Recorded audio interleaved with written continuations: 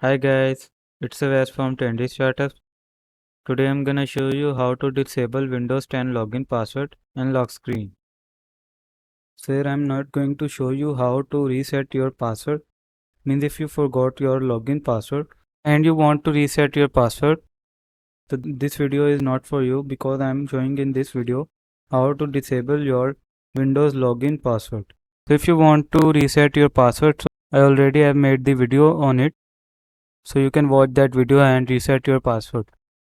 So let's get started. So guys, to disable Windows 10 login password, you have to simply click on start button. Now here you have to click on settings,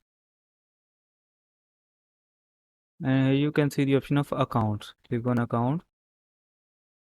Now click on sign in options.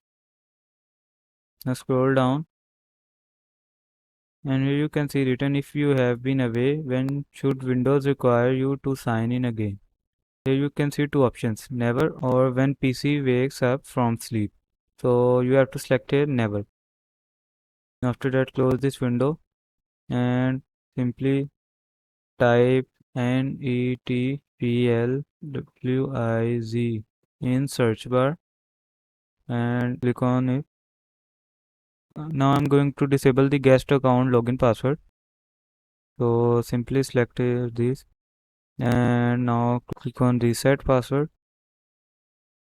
So you don't need to type any password here and simply click on OK. And after that, click on OK. Now you have to simply restart your PC.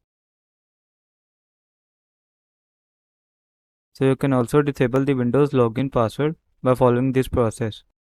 I hope this information was helpful for you. Thank you for watching. Have a good day.